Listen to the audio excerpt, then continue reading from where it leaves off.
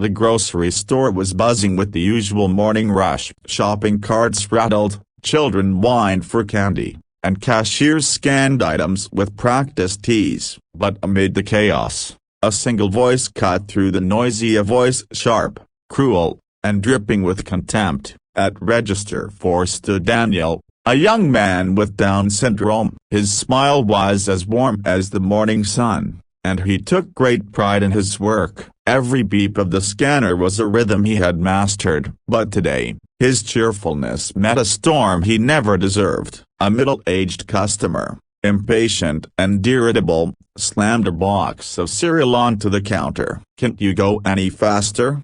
he barked. "I don't have all day." "Why does this store even hire people like you?" The words struck like daggers. Daniel's hands trembled as he reached for the next item. He tried to smile, tried to hold back the tears welling up in his eyes. The line grew tense. Customers shifted uncomfortably, but no one spoke up. What the angry man didn't know was that, just a few feet away, standing by the entrance, was John Kennedy. Not the president from history books, but a man equally admired in his community for his strong values, kindness, and sharp sense of justice. Job had come to the store for something as simple as bread and milk, but fate had placed him here to witness something far more important. John's sharp blue eyes narrowed as he watched the cruelty unfold. He saw the pain flicker across Daniel's face, the way his shoulders slumped under the weight of words no one should ever hear. John's jaw tightened. The customer wasn't finished. He leaned closer,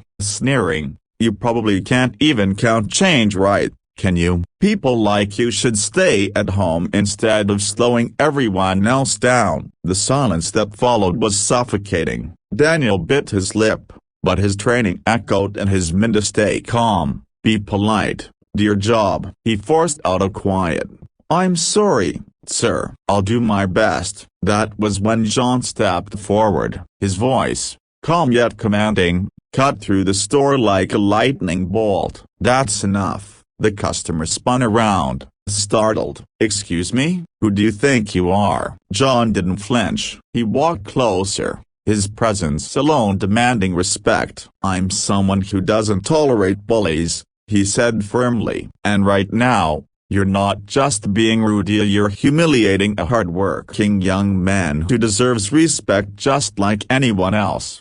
The man scoffed. "Respect? He can't even." John raised a hand, silencing him. "Don't you dare finish that sentence. Do you even hear yourself? You're yelling at someone who's doing his job better than most people I've seen." Daniel shows up every day, gives his best, and treats people with kindness. "What have you done today besides spread hate?" The crowd began to murmur, nodding in agreement. One woman called out, "He's right. Leave the kid alone." Another customer added, "Daniel's the sweetest employee here. We love him." The angry man's face flushed red, his arrogance crumbling under the weight of public disapproval. For once, he had no comeback. He grabbed his bag, muttered something under his breath, and stormed out of the store. As the doors shut behind him, the tension lifted. Applause broke out, as soft at first, then louder,